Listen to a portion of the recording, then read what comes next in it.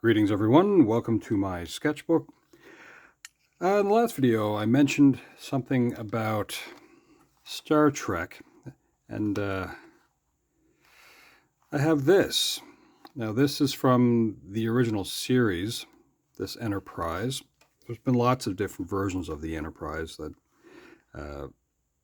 I guess you'd say that would be in canon. One of the first that they decided to add in some ways to canon would be almost like a version of one of these space shuttles that NASA actually released in the mid 1970s. So this would be after the existence of the Enterprise in television.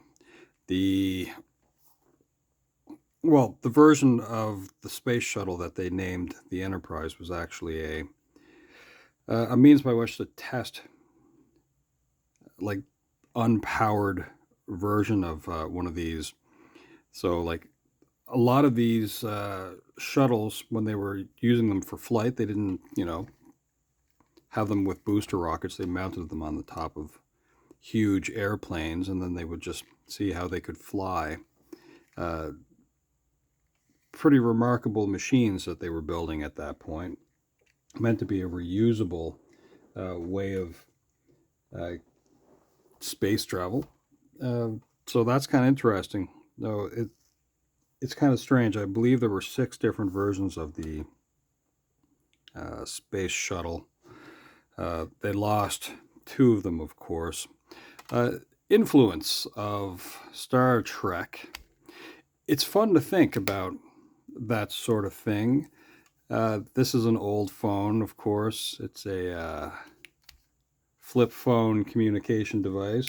You would often see nowadays larger things like this.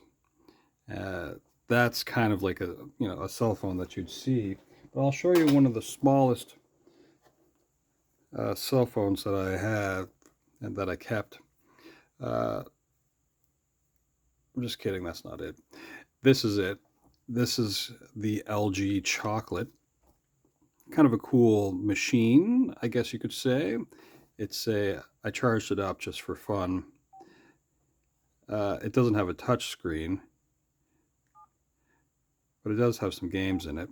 So this one actually has like Assassin's Creed, Midnight Pool, and Tetris. Java powered. This thing's almost out of power. Uses a lot of power. Pretty slick though. How does one get this thing to shut off? Okay, let's see. Come on, exit.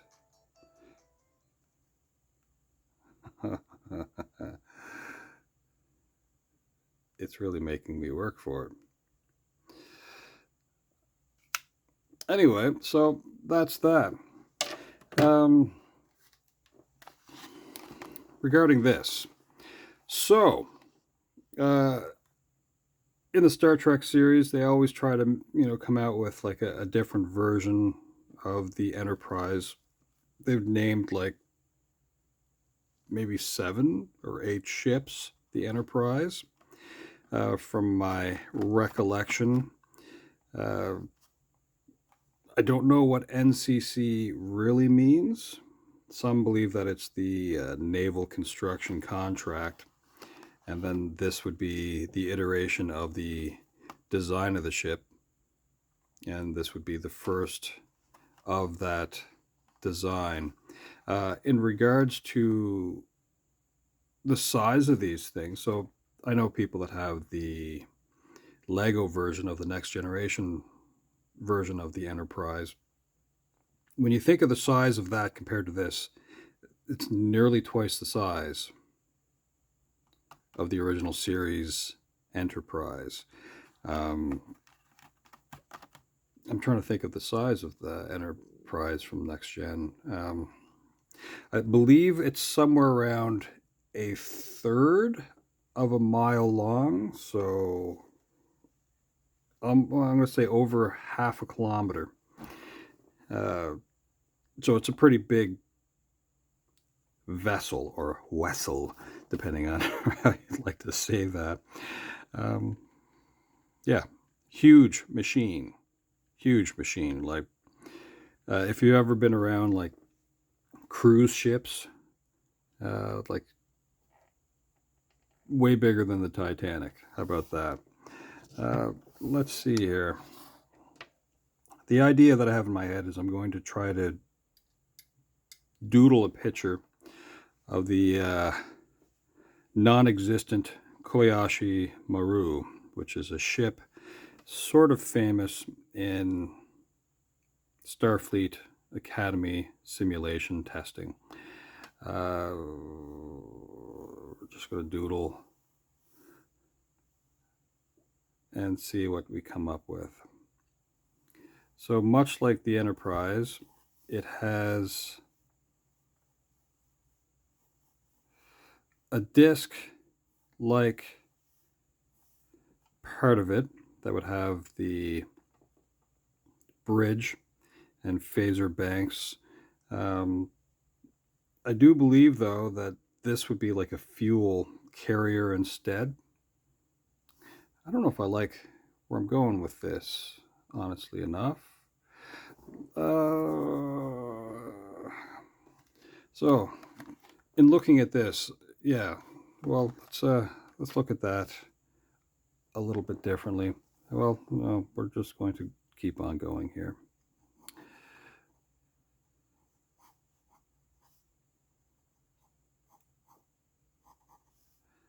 And then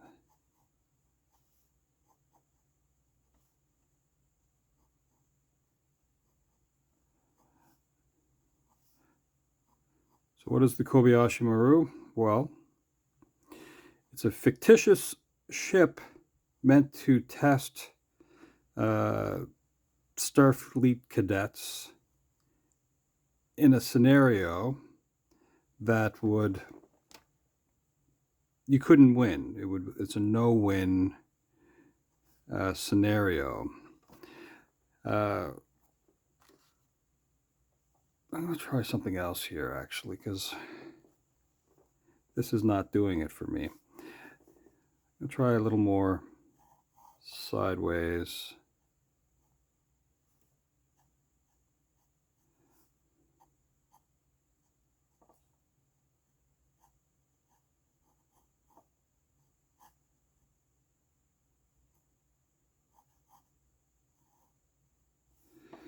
Zoom in on this a little bit.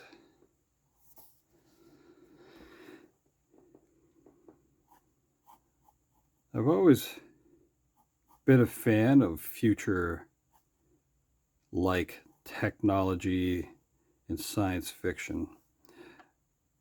There's something interesting about thinking ahead. And I remember first having conversations with people about the Kobayashi Maru as a test. And of course, Captain James T., as in Tiberius, he would have cheated in order to win the test. The test itself is that this ship gets kind of in limp mode, let's say, going into Klingon territory and like a neutral zone, but really Klingon space, and is then attacked by the 3 Klingon ships, I do believe. And the problem, I guess you could say, is how do you get out of this situation with a foe that you can't really negotiate with? Now, some think you could try to negotiate with them, but consider how the Klingon people would have reacted to you going into their space. So imagine you have a car that breaks down and you decide to pull into someone's laneway, and as you do, you run over one of their children. I don't think you'd probably be very good at negotiating in that situation. So that's kind of the offense that they would take for you to go into their space, so to speak. So consider that as part of your negotiation tactics that you've really offended the Klingon people. Uh, I believe that the way um, in Star Trek, how and that's a weird picture that I drew there, which is kind of funny. Um, what am I getting at? I'm really tired this morning. The way James Kirk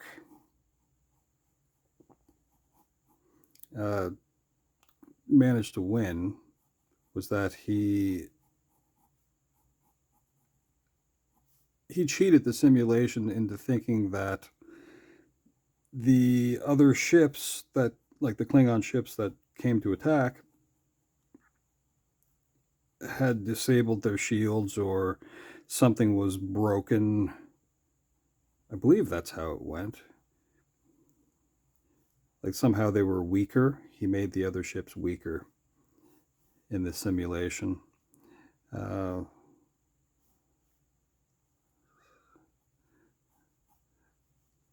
Then this actually has an extension of the body part here. So the secondary hull, yeah, essentially the Kobayashi Maru looks a lot like this, except for it has like lower, I don't know if these are like fuel cells down here, those. Anyway, down here. So up here we would have the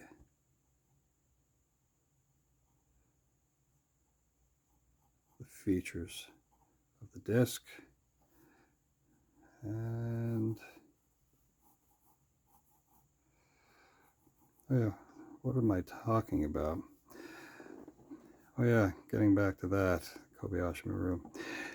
So yeah, Kirk cheated, disabled it, and he managed to save the ship and the crew by cheating the simulation, and was the only person to have accomplished such a thing. The conversation that I had with somebody, and this was a long time ago, had to do with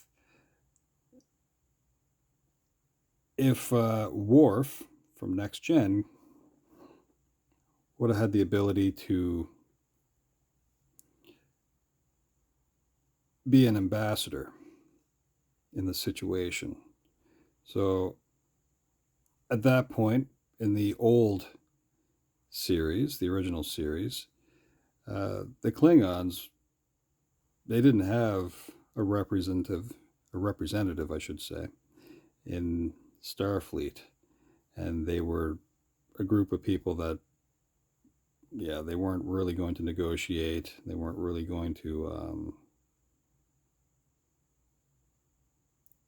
be a part of the group of planets that would work together.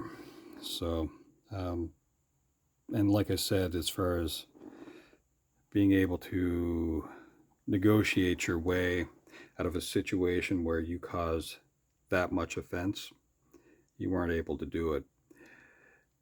So, in my mind, the only way to win an unwinnable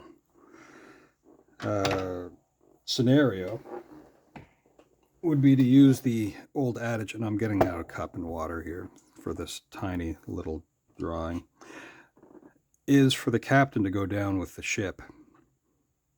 So, yeah, you're supposed to abandon ship, but if the captain sticks around, what do you do then?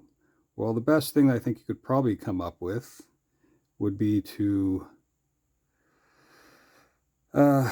challenge whoever their most senior Klingon warrior to some sort of duel or battle to the death. Basically, that's probably your only real option. You're not as well, depending on your human capabilities, or if you are a different species of humanoid, I guess, only then might you have a chance against the physiology of a Klingon. So that's probably the only way, if you are somehow versed in some specialized version of hand-to-hand combat, which, depending on who you talk to in the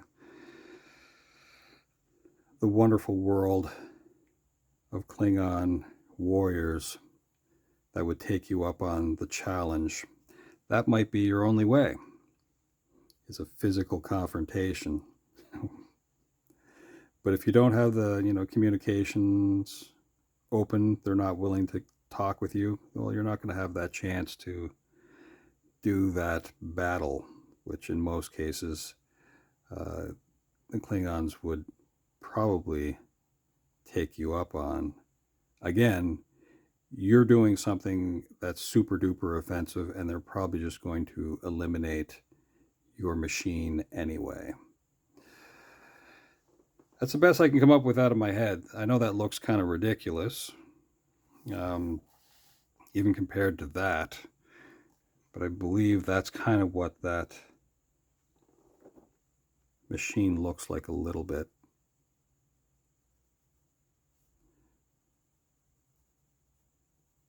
So I hope that's sort of an explanation of what the Kobayashi Maru is.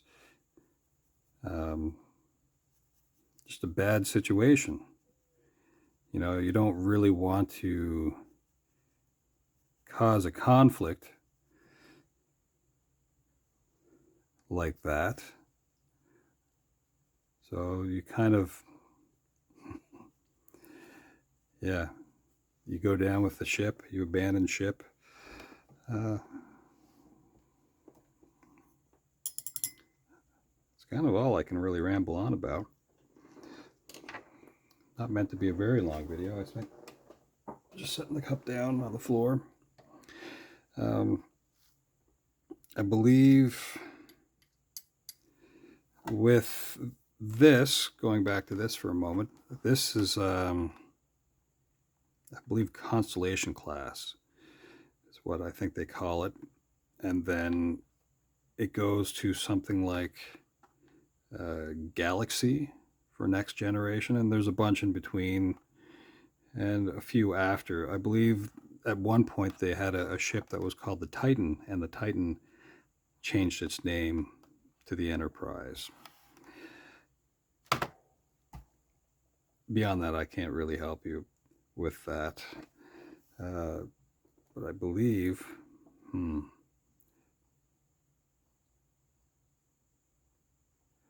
this is spelled like this.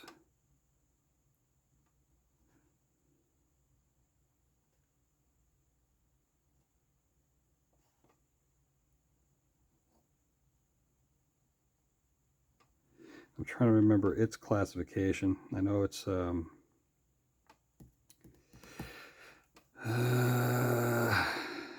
kind of remember this name. It's the Miranda class. Now, I don't remember. For some reason, I think there's like a 3 involved in it or something like that. But it's a fuel carrier.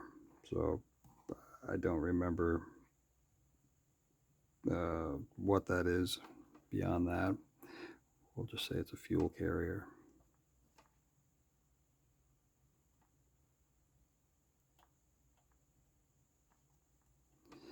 Here we'll say it's the Kobayashi Maru. And we'll say that this is the no win scenario. Starfleet test.